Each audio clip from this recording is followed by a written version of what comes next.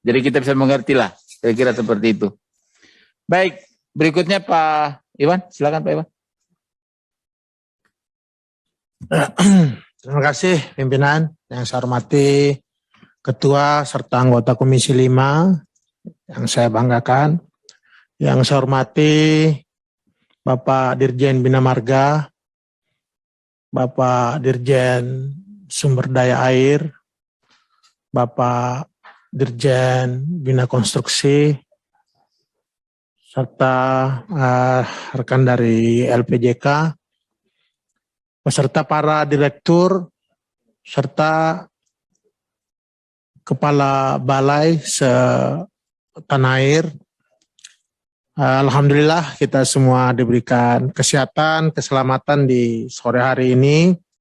Bagian dari tugas konstitusi kita untuk memberikan pelayanan dan pembangunan yang berkeadilan, merata untuk seluruh daerah di tanah air. Saya mulai dari Direktorat Jenderal Bina Marga.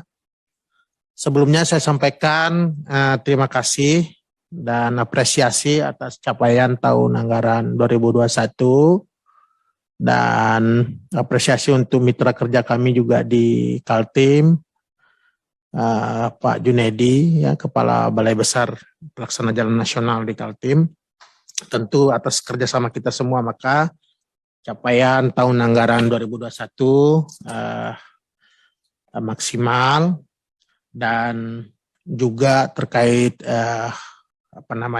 kerja-kerja untuk terkait rencana kerja tahun anggaran 2022. Terkait backlog preservasi jalan dan jembatan yang senilai 14,9 triliun ini, Pak Dirjen, dengan kondisi kerusakan jalan yang sangat masih sangat panjangnya, ada 3.800-an kilometer rusak. Ini perlu kemudian nanti dicari jalan, dijelaskan pada kesempatan lainnya strategi apa nih yang diambil oleh Kementerian PUPR terkait backlog preservasi ini, karena ini pasti tekanannya pada penurunan kualitas dan kemantapan jalan nasional. Makin lama ini backlognya tentu kebebanan juga terhadap preservasi jalan dan jembatan, sehingga perlu kemudian dicari jalan-jalan keluar atau solusi yang lain, termasuk juga optimalisasi CSR, ya, terutama pelibatan pelaku usaha yang menggunakan jalan nasional di seluruh tanah air. Ini yang kemudian saya pikir bisa juga didorong, apalagi undang-undang jalan juga barusan kita sahkan. Saya pikir undang-undang ini juga mendukung ya keterlibatan sektor swasta terhadap preservasi jalan nasional. Di Kaltim sangat-sangat besar ya kontribusi pelaku usaha ini untuk merusak jalan nasional, ya. Apalagi banyak penggunaan produksi mereka menggunakan jalan-jalan ini, sehingga ini juga harus kemudian dipaksa ikut bertanggung jawab terhadap kewajiban preservasi jalan nasional, apalagi ada backlog seperti ini. Ini harus bisa dicarikan solusinya, Pak Dirjen. Mungkin bisa duduk bersama, termasuk kita fasilitasi dengan pemerintah provinsi, pemerintah daerah, agar backlog ini bisa dihilangkan. Ya. Yang ketiga, terima kasih banyak. Tadi sudah disampaikan, saya juga mengikuti tentu karena kita perjuangkan bersama.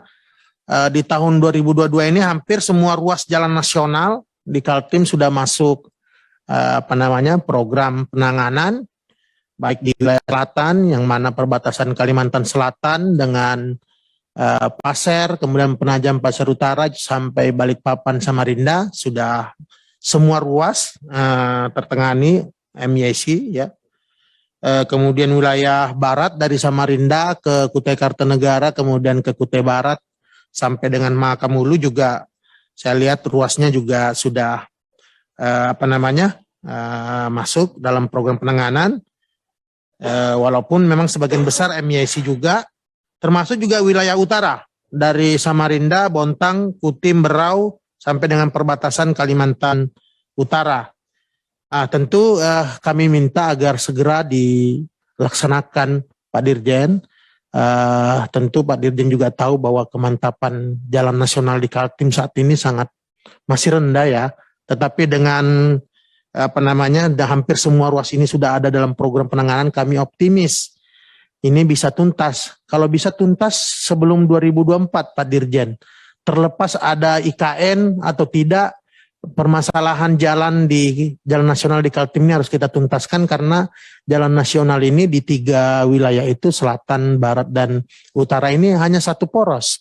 Sehingga gangguan-gangguan longsor ataupun yang lain itu sangat mempengaruhi kelancaran daripada pengguna jalan dan juga aktivitas alur logistik di Kalimantan Timur. Sehingga harapan kami ini tentu bisa didorong percepatan, apalagi sudah lelang sebagian, agar pelaksanaan di lapangan bisa dilaksanakan.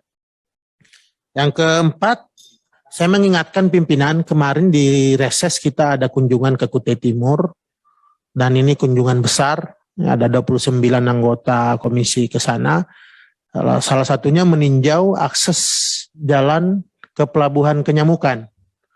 Dan ini pelabuhan adalah pelabuhan pengumpul dan salah satu tol laut Pak Jokowi. Dan udah puluhan tahun belum fungsional. Salah satu kendalanya adalah ada akses pelabuhannya 1,3 km yang belum tuntas. Nah, kemarin kita udah sepakat dan saya berharap hasil kunjungan ini bisa ditindaklanjuti pimpinan. Pak Dirjen, saya mohon pada kesempatan ini agar tahun ini bisa dimulai, karena itu memang mau tidak mau kita harus MYC. Saya pikir 2 tahun ataupun 3 tahun belum terlambat. Yang penting pelabuhan ini fungsional, apalagi jika IKN terwujud. Ini adalah salah satu pelabuhan di Kaltim yang langsung berhadapan dengan Alki 2.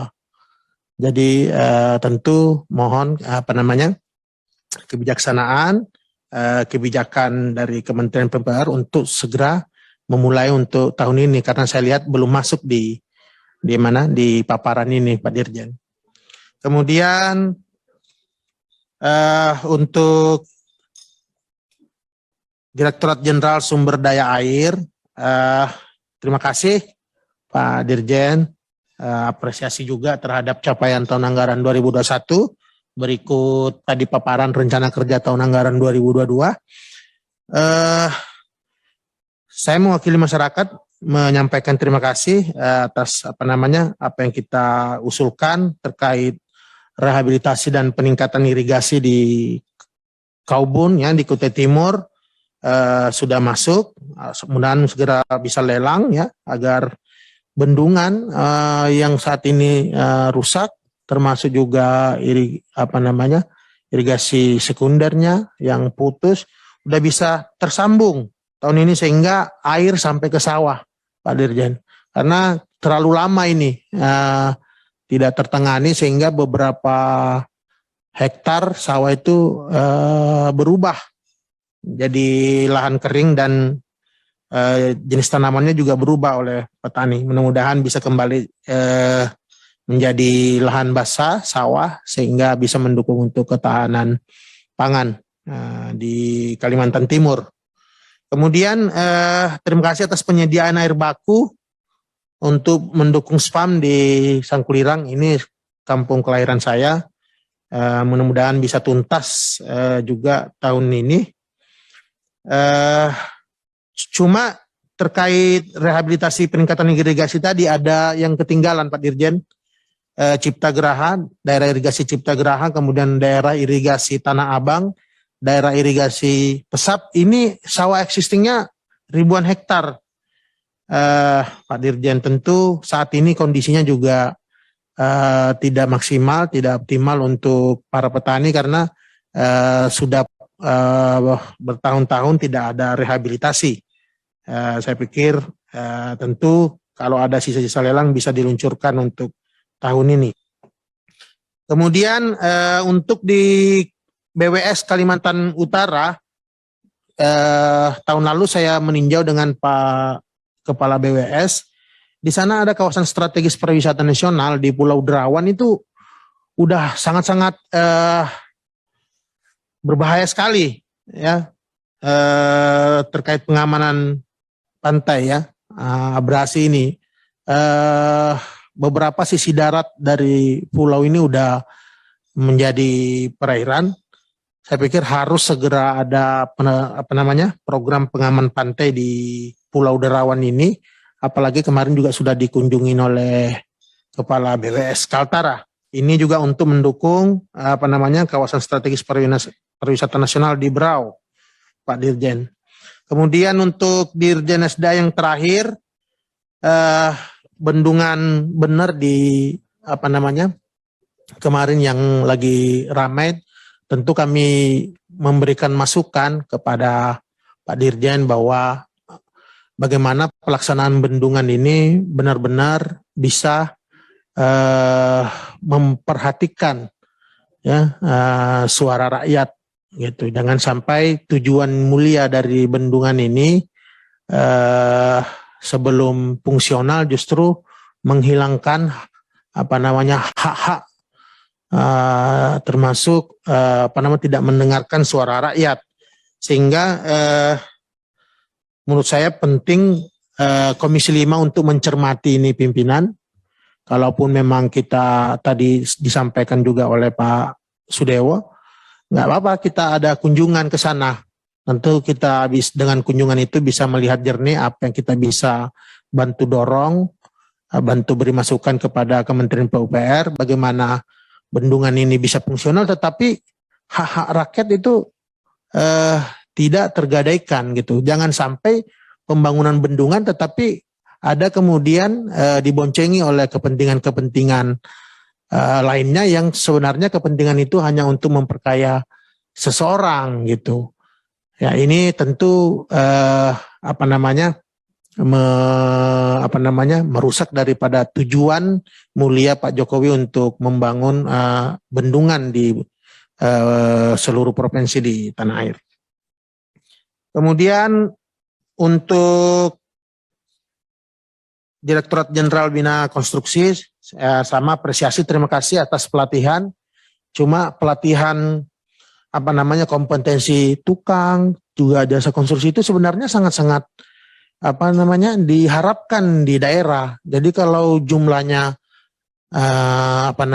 dibatasi terbatas 100 orang untuk tukang, tapi itu mungkin kedepannya ini bisa dibuat kajian lagi Pak Dirjen bahwa di sana juga sertifikasi untuk konstruksi, tenaga kerja termasuk tukang itu mereka sangat butuh pelatihan-pelatihan itu, sehingga mungkin bisa ditambah jumlahnya. Kemudian saya pikir saya presisi juga ya untuk kawan-kawan jasa konstruksi di Kaltim, walaupun 2 tahun saya nggak pernah ketemu dengan kepala balainya, bukan karena kepala balainya nggak mau ketemu, tapi memang saya nggak pernah ketemu karena selama ini saya pikir pelaksanaan juga cukup baik. Cuma mungkin di akhir ini ada beberapa masukan Pak Dirjen agar ada penyegaran ya, ada penyegaran SDM-nya lah untuk Pokja ini. Mungkin tidak baik juga kalau terlalu lama di situ, mungkin bisa di rotasi dan lain-lainnya sehingga kembali fresh ya. Jangan sampai jalan sendiri tapi harus bisa sinergis dan harmoni dengan balai-balai teknis ya. Kan sangat bagus tuh kalau balai teknis kemudian dengan balai jasa konstruksinya harmonis, sinergis, sehingga pekerjaan itu bisa selesai dan bermanfaat, sehingga bisa dirasakan oleh masyarakat dengan baik dan tentunya juga kondusif di daerah. Kemudian yang terakhir, adalah LPJK, tentu kita apresiasi juga. Cuma tentu harus nanti bisa dijelaskan terkait capaian tugas LPJK di 2021 yang di bawah 50%, terutama untuk akreditasi dan penyetaraan tenaga kerja konstruksi asing. Nah, apa sebabnya kan? Kendalanya gimana, kemudian solusinya gimana, ini harus dijelaskan nanti Pak Taufik. Termasuk pemotongan anggaran untuk tahun anggaran 2022 ini kan signifikan. Nah, itu harus kemudian dianalisis mana yang prioritas nanti untuk diprogramkan oleh LPJK, mana yang kemudian harus di skip dulu. Mungkin itu pimpinan yang bisa kami sampaikan. Kami pada prinsipnya mengapresiasi semua kerja-kerja Direktorat Jenderal Bina Marga, kemudian Direktorat Jenderal SDA PUPR, Direktur Jenderal Bina Konstruksi, serta kawan-kawan LPJK. Terima kasih. Wabillahi taufiq wal hidayah. Assalamualaikum warahmatullahi wabarakatuh. Salam. Rupanya kalau virtual ini lebih lama orang kalau ngomong ya. Biasanya kalau